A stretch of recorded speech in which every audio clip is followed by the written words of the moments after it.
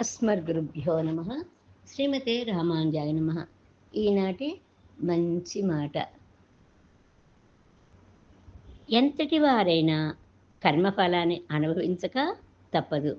అయితే భగవదాశ్రమంలో ఉన్న వాని కర్మలు అపసవ్య మార్గంలోకి తీసుకువెళ్తున్నా, బుద్ధి కర్మానుసారం పయనిస్తున్నా, భగవంతుడు భక్తుడి చేయి పట్టుకొని తన వైపు లాక్కుంటాడు.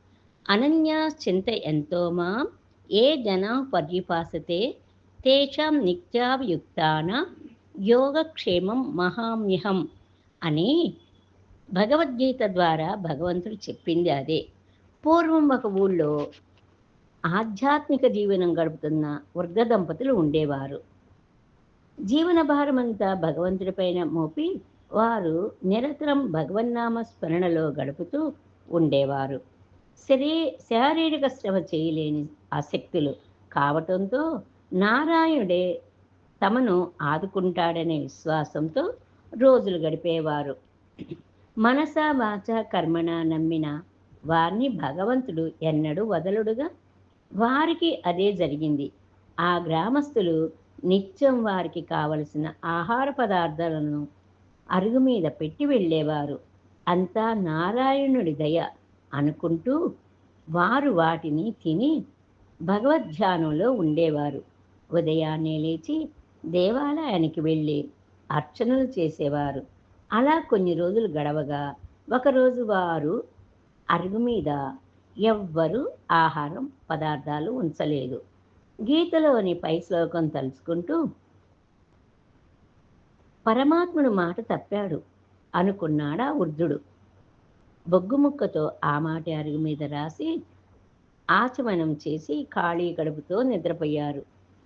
పొద్దున్నే లేచి తయారై దేవాలయానికి వెళ్ళి అర్చన ఆరంభిస్తూ స్వామి వంక చూస్తుండగా ఆయన ముఖం పైన నల్లని గీతలు కనిపించాయి. అవి తన రాతలాగే ఉండటం చూసి తన తప్పు గ్రహించి స్వామి పాదాలపై పడి మన్నించమని ప్రార్థించాడా వృద్ధుడు. అపరాధ భావంతోనే అర్చన పూర్తి చేసి బాధతో ఇంటికి చేరిన ఆయనకు ఇంటి అరుగుపైన అనేక ఆహార పదార్థాలు కనిపించాయి.